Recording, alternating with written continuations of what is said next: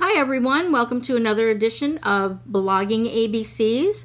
I'm one of your co-hosts, Deborah Carney, and with me today we have co-host Tricia Meyer and Elizabeth Fogg Ababon. Oh, I should say Liz, sorry. And that's a mother's prerogative right there. Yeah, really. You pick that name, you use it. I have to tell you a funny story, and our listeners, who are mostly probably mommy bloggers anyway, will get a kick out of this. When I picked the name Elizabeth, I was going to call her Beth. Well, my mother decided that she was going to call her Bethy. And I'm like, yeah, that's not happening. So it was Elizabeth until she was old enough in school to tell people to call her Liz. So cute. That just it wasn't even me telling people to call me Liz. They just started, and I let it happen. Yeah. But don't call me Beth or Betty. Yeah, it's just not right. Just not right. So what we're going to talk about today is our last episode. We talked about how to pick a niche or a general blog and considerations for doing either one. And what we'd like to build on that this time is to tell you how to pick your blogging software and your blogging platform, and then how to structure your blog to make sure you're not chasing people away or having them get lost in your content. So, Tricia, why don't you start out by telling us what you use for blogging? I am exclusively a WordPress girl. All my own installs. I have never used any of the WordPress site or Blogger or anything like that, except just for building extra blogs for backlinks. Okay. Yeah, that's a really good idea. I think it's important for people to know that if you blog on WordPress.com, that if you eventually want to monetize your blog, they don't let you. Your blogging can only be for content, but that it is a good way to build backlinks to your other blogs that you could be monetizing that are on your own website. Blogger.com, on the other hand, Blogspot or Blogger, whatever you want to call it, they do allow you to monetize, but again, it's not under your own control. Even though it's free, it doesn't really look that professional. So again, if you want to make money with your blog, you're going to want to put it someplace where it looks more professional and you're more in control over your site. So Liz, you also use your own installs on your own domains? Yes, I've never used anything other than that. Okay. Well, I've actually seen affiliate programs where when I've gone in to apply, it has specifically said that if your blog is on one of those domains, you won't be approved for the affiliate programs. Yeah, and so I think even that's if you try. Yeah, I think that's because of the because it looks unprofessional. You know, it's like your blog name. And here's another thing too to go along with it. You know, picking your blog name. If your blog name is Betty Jo's Mommy Blog with kids.blogspot.com, you know, nobody's going to take you seriously. Right. It's true. So, all right. So Tricia, like, how do you structure your blogs? You do them on your own domains. Uh-huh. I pretty much have gotten it down to a formula. I use the Thesis theme. So I have a set of plugins that I always use on every one of my blogs. I have my Thesis install, and then I have my customized CSS that I have for each site that does things like, you know, changes all uppercase letters in the menu to uppercase and lowercase, or that takes the header and instead of keeping it standard, stretches it the whole way across the page. Just things that I personally like better to customize my thesis. So it's pretty much just a formula for me. I register the domain, do the WordPress install, put all the plugins there, and then my thesis. Now, do you stick pretty much with a 2 or a 3 column? Is there a certain column format that you like to use, or do you do that specific to each site? I tend to go with the 3 column with some kind of media at the top, unless there's some reason that I can't, because a lot of what I do is pop culture. It's easy for me to use that media box to put in, you know, a YouTube video of the trailer for the upcoming movie or something like that. So that's why I tend to use the 3 columns. Okay, and you're using the main column and then the 2 sidebars together. Yes, okay. Yes. Because that's the way the media box fits in well. Uh-huh. Okay. And then, Liz, you're using WordPress, and you actually go out and find mostly free templates for your websites. Yeah, I go out and find the different themes through WordPress that fit my niche, but then I customize them within to make them more of my own. Right. So for those of you that don't know, Thesis is a paid theme, and it's actually more of a they actually like to promote it not so much as a theme as a structure. It helps you with your SEO. It does some things that other themes or templates don't do. So it's more of a framework. That's the word I was looking for. It's more of a framework that you build on and you customize.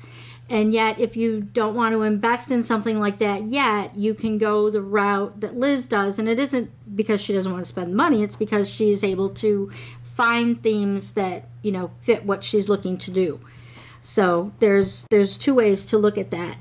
Now, the next thing is for a while, I went to a lot of mommy blogs because we were doing a lot of giveaways with one of our sites that happens to sell art prints, and we were having blogs come in and do reviews and giveaways for us.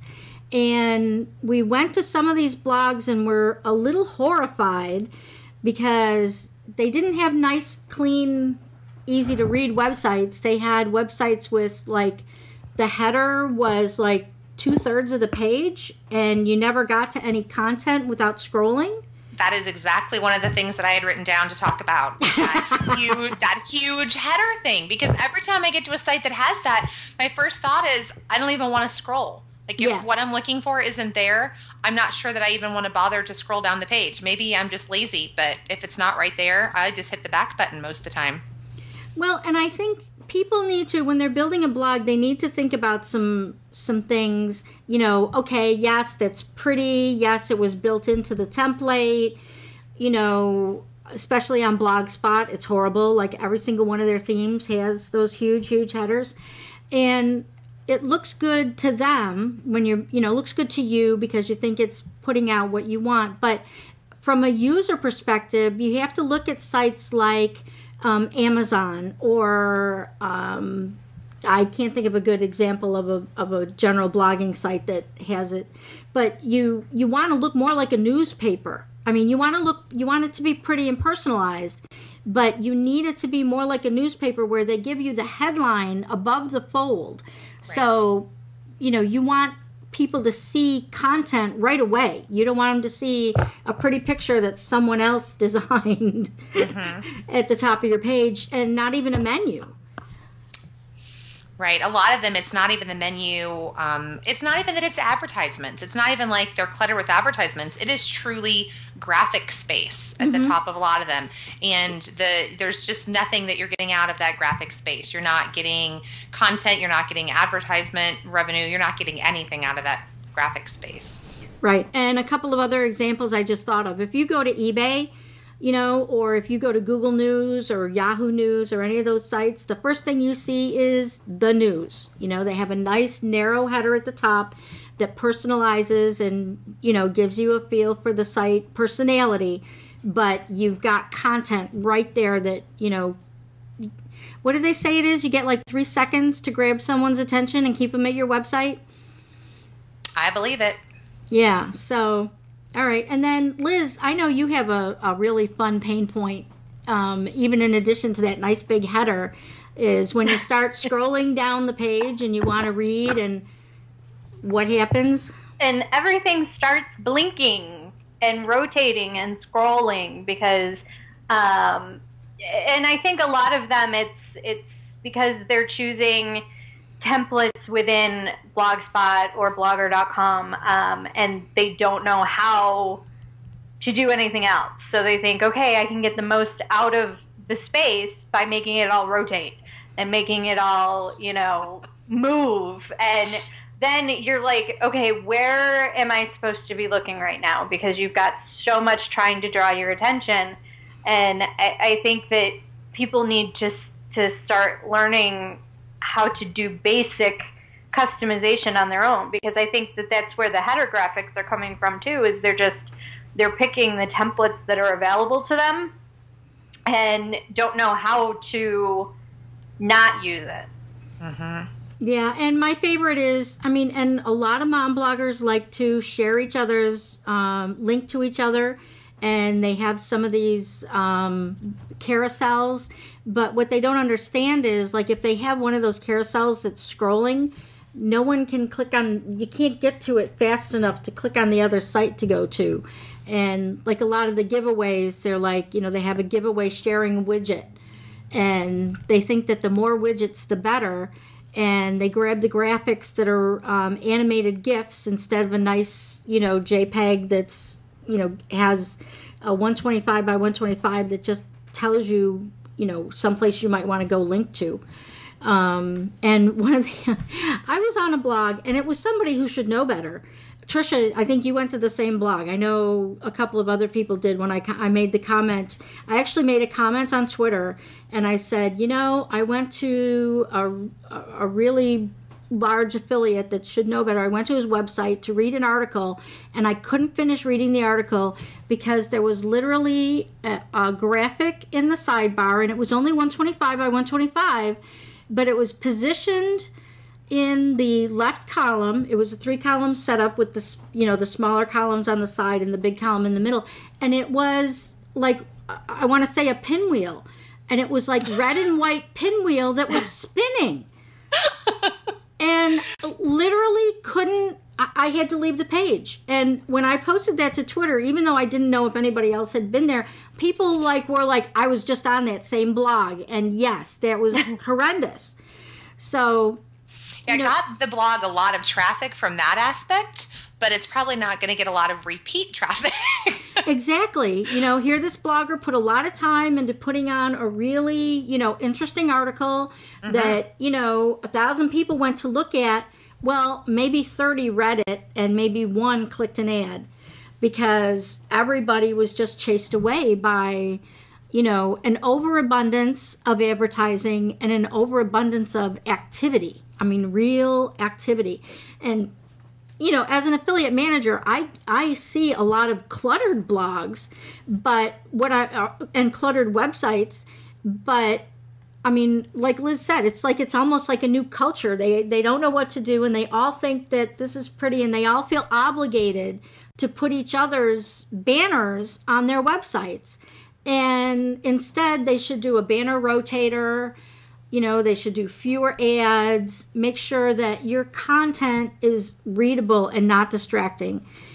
And one of the things that I like to tell people is have someone you don't know or have a family member that's not web savvy come over and look at your website, or go to their house and have them pull up your website and tell them, what do you think? But don't, tell them not to be nice, tell them to be honest. A lot of people are going to tell Liz and I worked with a woman on a website, and it had huge images and a sparkly, blinky background. And everyone would tell her that it was beautiful and they loved all the photos. And she had pages that you could scroll for 20 minutes and not hit the bottom. And because all of her friends and family didn't want to insult her, she didn't believe us that she needed to break this down into smaller pages, smaller images, that kind of stuff. So maybe we need to put up a little blogger review section where people can drop in their URL, and we'll give them 5 minutes of honest evaluation, because really that's all it takes. Mm-hmm. You can go to a blog and tell them in 1 or 2 minutes if it's really over the top or if it's something that people will stick around on. Mm-hmm. And I don't think there's anything wrong with the occasional animated banners in terms of, maybe you're using some kind of GIF that, because it's small, it has the merchant name, and then, it rotates to a product and then back to the merchant name, or the merchant name, save 10% now, and back to the merchant name. As long as you don't have 12 of those all piled next to each other and on top of each other in the sidebar. If you've got just a couple of stationary ones and one like that, that's perfectly fine. But, when you just have so many and they're all blinking and going at the same time, people aren't going to pay attention to what you have. And if you have too many banner exchange, traffic exchange banners over there, you might as well forget putting any monetization banners over there, because no one's going to look at all of them. Right. Well, I think that I think this should be really helpful, maybe to get some people to take a second look at their websites and their blogs and decide if maybe they've gone, a little over the top. And I think less is better and simple is better. And if people need to realize that their blog is a little piece of, it's their real estate on the internet, and they need to decide who should have the most value on their real estate. And bloggers need to understand that really their own content needs to have the biggest real estate and be easiest to get to, and then all the other things are additional. Mm-hmm. The one other thing I'd like to say is please no autoplay of anything. Oh, no autoplaying like midis of your favorite sappy music from the 80s, or no autoplaying advertising videos. Or if I get to a site and if I start hearing something when I do a Google search and I click on a link and I hear something, I'm like, what, where is that? Turn that off. And I'm scrambling like, can I turn off the music? How do you turn off the video? Or I just hit the back button. I'm like, back button. I don't want to hear it. Liz actually solves that by, what do? You cruise with everything on mute?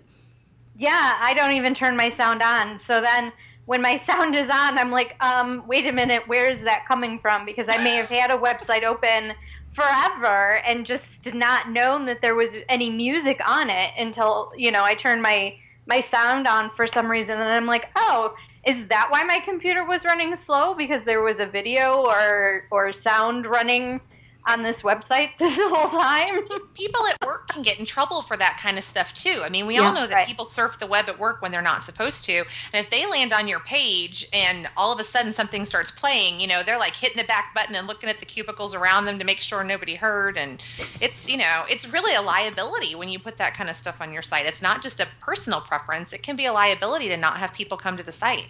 Yeah, and I'm one of those people that I don't even look to see where it came from. I click the close button. I'm done. I'm with you. If you, and the same with the little people. The little people that come out of the corner, and that isn't so much on blogs, but for a while they were like really popular where, you click on a site and all of a sudden a little lady walks over across and starts saying, hi, we have the greatest product on earth, or our blog is awesome. Click here. And I'm like, no. Yeah. No, I'm not ready for people in my browser. Not unless I allow them to be there. Exactly. Let me click a button. You can have the music and you can have the videos, but you need to have it with the option to turn it on. Don't make it autoplay. Make it, add to the visitor experience by, having a little thing and say, click to hear sound, or, whatever. You can call attention to it. So, well, I think this is a topic that we can probably go on for hours with, but we're kind of at the end of our little time limit, and I think we've got some really good tips. I hope people will post their blogs into the comments and tell us, whether they got some tips or made some changes, or if you want to leave your blog address and have us go take a quick look, we can, again, tell you really quickly whether your site is going to make people run screaming or if they'll actually stay and listen to it. So, Liz, how do people find you on the internet? They go to twitter.com/Team Locksley Liz. And Trisha, they go to twitter.com/ Sunshine Trisha, TRICIA. And that's important because I even typed that wrong. Everyone does. So now I always am specific. Yep. And you can find me at twitter.com/Locksley, LOXLY. For some reason, people like to stick an E in there, so don't do it. And you can find the Twitter account for our podcast at twitter.com/bloggingabcs. And we are hosted by geekcast.fm, where you can go and look for other great podcasts and video casts about how to do a whole range of internet marketing and suggestions on how to monetize your sites. And you can come to our blog, especially if you heard this on iTunes and you want to figure out where to go, leave note, read the show notes and leave us some comments. And that would be going to bloggingabcs.com. Thanks everybody for listening. Thanks Liz and Trisha, and everybody have a great day. You too. Thank you. You too.